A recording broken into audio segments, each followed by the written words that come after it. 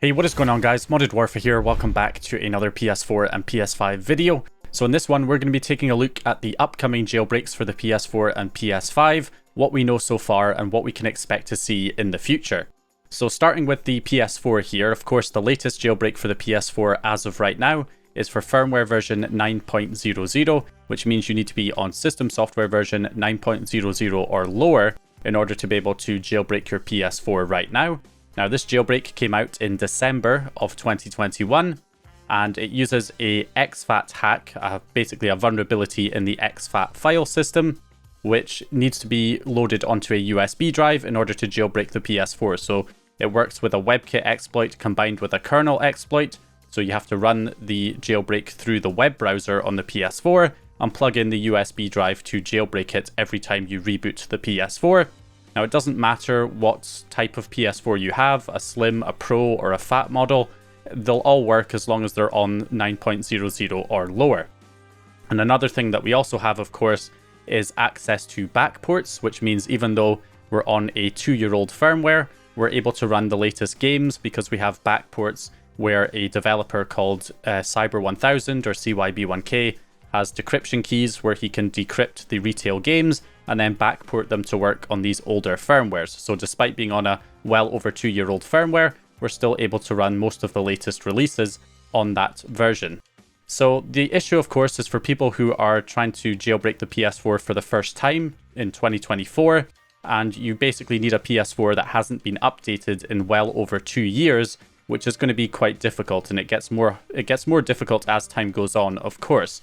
So what we can expect to see, hopefully within the next few months, is a new jailbreak, which will work up to firmware 11.0. 11.02 was the update that patched this vulnerability, and that came out in, I believe, December of 2023. So that means that you basically just need to get a PS4 that hasn't been updated in a few months rather than a few years. And we can hopefully expect to see this jailbreak release around about June or July of this year. So only a few months hopefully to wait until we see this new jailbreak. Now we know that this jailbreak exists because we actually got an announcement from the hacker who is behind this new jailbreak, The Flow, and he's going to be doing a talk at TyphoonCon on the 30th to 31st of May, and the talk is titled How a Successful Exploitation of Kernel Vulnerabilities in a Network Protocol on the PlayStation 4 can be abused to achieve an RCE, which of course is remote code execution, with kernel privileges on the console. And it goes on also to state that this exploit enables a jailbreak without requiring a user entry point, such as a WebKit exploit. So that basically means that this jailbreak works a little bit differently, where it's using a network hack instead of a traditional WebKit plus kernel exploit chain.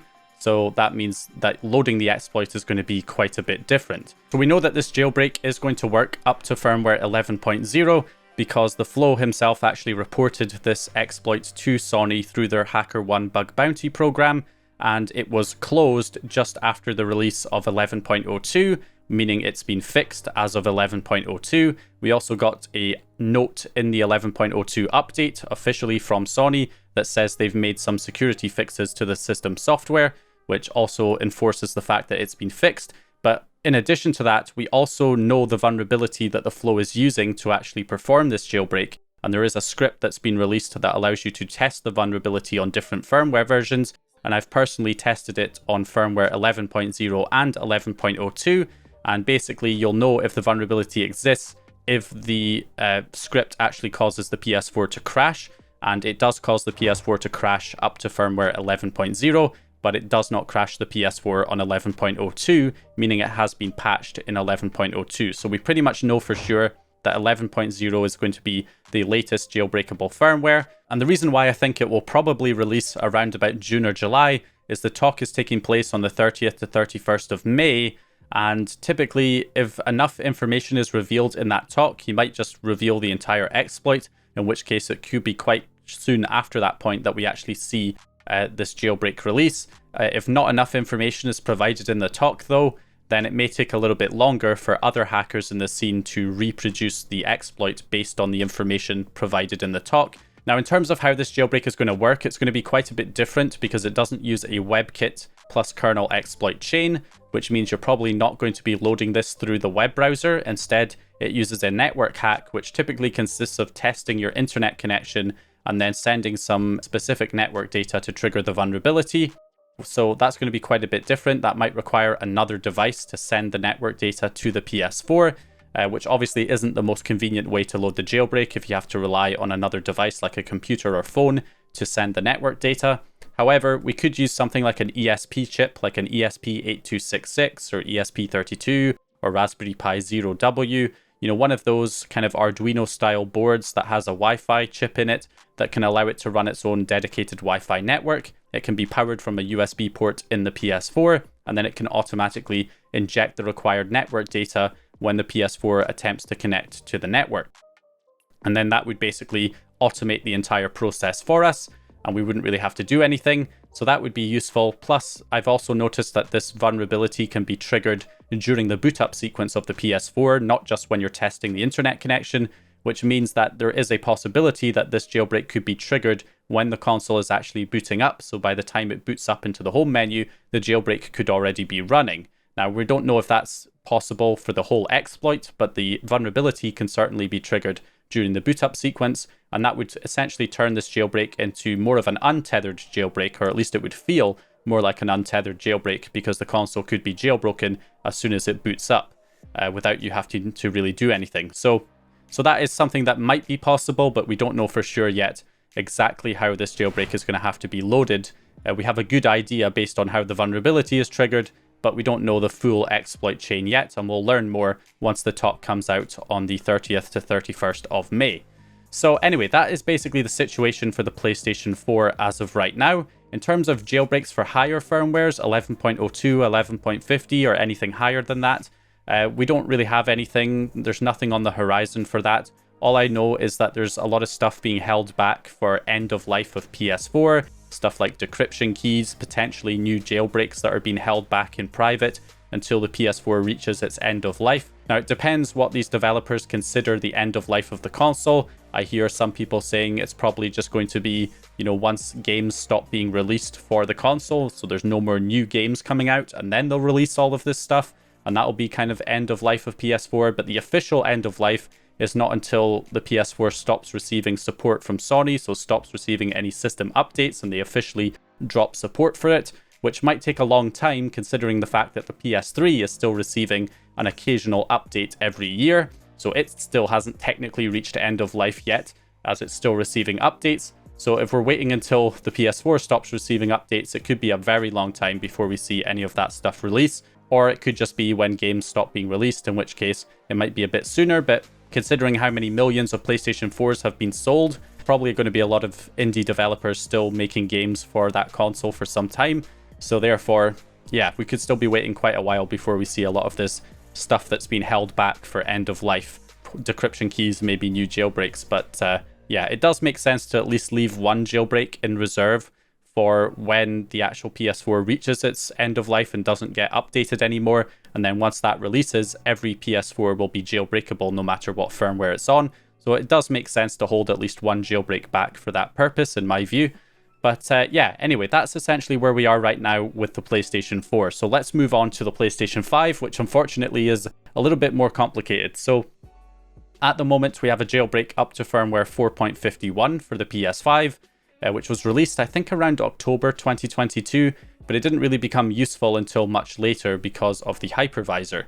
So essentially, 5.0 was the firmware that came out after 4.51, which came out in March 2022. So again, you need to have a PS5 that hasn't been updated in over 2 years in order to be able to jailbreak your PS5 right now. And it also uses a WebKit plus kernel exploit chain, just like the PS4, although it doesn't require a USB drive for this one.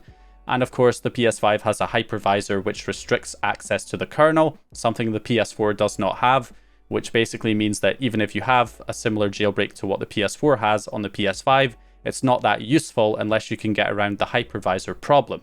We don't have a proper hypervisor bypass yet, or a hypervisor exploit, but we do have a workaround for the hypervisor in the meantime, known as the libhijacker, released by Astrelsky. And that actually allows us to get around some of the hypervisor limitations to the point where we can do a lot of the same kind of stuff that you can do with a PS4 jailbreak. 60 FPS patches, cheats, trainers, running your PS5 game dumps, PS4 game dumps, and of course PS4 homebrew and PS5 homebrew. So quite a lot of stuff can be done now with this jailbreak on the PS5, and hopefully we can assume that we'll get some kind of libhijacker equivalent for any future jailbreaks that come out for the PS5. So another thing is that we don't have backports for PS5 games either, which basically means that we can only run PS5 games up to the release of the 5.0 firmware, so basically March or April 2022. Any games that came out after that point are not runnable on 4.51, and therefore you're limited to the number of PS5 games that are even playable on the console. So that is another big issue that we have with PS5 right now. So what we're hoping to see is a new jailbreak for the PS5, which will work up to firmware 8.20. Now, it's not quite as assured as the PS4 exploit because it's actually the same vulnerability that exists in the PS4 that's being used to jailbreak the PS4 with this new 11.0 jailbreak. It's the same vulnerability that also works in the PS5 up to 8.20, and then it was patched out in 8.40, the same time that 11.02 came out for the PS4, which patched it in the PS4, so it was patched in the PS5 and the PS4 around the same time.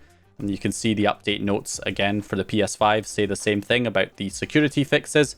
So, and it's also been tested, of course, the vulnerability has been tested with the script to see if it crashes the PS5, and it does up to 8.20, but it doesn't on any higher firmwares. 8.40, 8.60, 9.0 are patched. And of course, if this jailbreak does come out, it will be the same as the PS4, a network hack, possibly using an ESP chip to automatically inject the required network data, just like the PS4, instead of using the WebKit. And of course, you'll just need to find a PS5 that hasn't been updated in a few months rather than a few years, because 8.40 came out, I believe, in late November or early December 2023. So again, just need a PS5 that hasn't been updated in a few months instead of a few years. So that would be great. However, it is a bit more uncertain as to whether or not this jailbreak will come to fruition on the PS5, whereas it's more or less guaranteed on the PS4. Now, the reason for that is that we don't actually have any information from the flow regarding PS5. His talk is strictly for PlayStation 4. There's no mention of PS5 whatsoever, even though we know that the vulnerability that he's using in the PS4 also exists in the PS5. So why on earth is he not also including PS5? Well, there could be a number of reasons. The worst case scenario is that he wasn't able to implement this exploit on the PS5 using that vulnerability. This has happened in the past where we've had a jailbreak, a vulnerability that's led to a jailbreak in the PS4, like the 9.00 jailbreak with the exFAT hack USB image, which works on the PS4. That vulnerability also exists in the PS5 up to 4.03. However, despite that, it wasn't able to be turned into a jailbreak on the PS5 on 4.03 because of the way that the PS5 has extra security measures and the way that it handles the exFAT file system differently. And it just was deemed to be impractical to try and implement it on the PS5. So because of that, it's also possible that the same thing could happen here, where just because this vulnerability exists in the PS4 and can lead to a jailbreak in 11.0 doesn't necessarily mean it will on the PS5 on 8.20. But because the vulnerability does exist in the PS5, that does mean there is a good chance, a very high chance, that it could also lead to a jailbreak. So there could be other reasons why the flow is not mentioning PS5. He could be saving it for a future talk at another conference.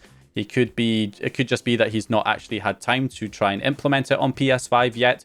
It could also be the fact that he's not had permission to talk about the vulnerability or the exploit in relation to the PS5, especially since Sony actually has to sign off on these talks to allow him to do it, because he actually reported these vulnerabilities to Sony through their HackerOne bug bounty program, which basically puts him under a kind of NDA where he's not allowed to talk about the exploits unless he requests disclosure to Sony through the HackerOne program. So he must have got some kind of permission from them to do this talk where he's going to be revealing this exploit for the PS4. They may just not have given him permission to talk about it in relation to the PS5, and that's why.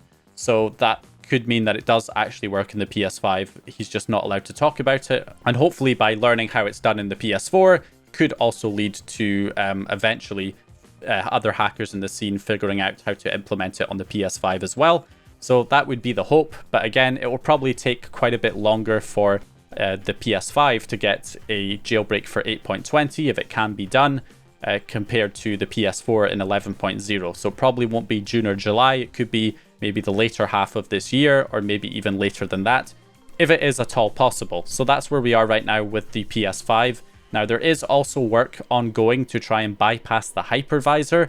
We do have the libhijacker workaround, but it's only a workaround. It's not a full hypervisor exploit or hypervisor bypass, and that is the big thing that's needed to kind of fully jailbreak the PS5. And that work is ongoing. There is work in doing that. Basically what hackers are looking at right now, especially people like Flats, are looking at trying to bypass AMD's platform security processor, which is kind of like an AMD secure technology that's used to protect the boot up sequence of the console. And there are these computer systems that also use the platform security processor, basically the same one that's used in the PS5 and the Xbox Series consoles. These computer systems are the AMD 4800S, which uses repurposed Xbox Series chips, and there's also the AMD 4700S, which uses repurposed PS5 chips. And so far, Flats has been able to dump from the 4800S the main BIOS, the backup BIOS, the ROM, and the fuses, and that contains plain text PSP modules and the PSP bootloader. And Spectre Dev has actually created a plugin for IDA to help actually disassemble these modules and be able to kind of reverse them and look through them. So this could potentially lead to some kind of hardware level exploit in the future with some kind of mod chip that you would connect up to it to bypass this and give you full control over the PS5, bypass the hypervisor and all of that. That would be the ultimate jailbreak for the PS5, may even affect the Xbox Series consoles too. So that would be the ultimate kind of solution, but that's probably further down the line. This is a pretty recent development with these, with the PSP modules being dumped, the plain text PSP modules being dumped. So we could see something for this fairly soon, but it's hard to say at this stage. It's, something that's a lot more complicated and could take a while before it actually comes to fruition. So yeah, that's kind of playing the long game with the PS5, with the PSP stuff. But besides that, in the short term, hopefully an 8.20 jailbreak for the PS5 fairly soon. And of course, we don't have backports on the PS5, so if we actually got a 8.20 jailbreak for the PS5, it would allow us to run much newer games. Instead of being limited to only running PS5 games that came out up to April 2022, we could run games all the way up to November 2023 or December 2023, which is most of the PS5 games that have come out so far for the console. So that would be great. And yeah, it would be great if we got an 8.20 jailbreak for the PS5, hopefully sometime this year. And that is definitely a possibility. And it's more or less guaranteed that we're going to be getting a jailbreak for the PS4 up to 11.0 at hopefully June or July of this year. So that is all the information I have right now about future jailbreaks for the PS4 and PS5. Hope you guys enjoyed this video or found the information useful. If you did, please leave a like and subscribe. And once again, I'll hopefully see you guys in the next one.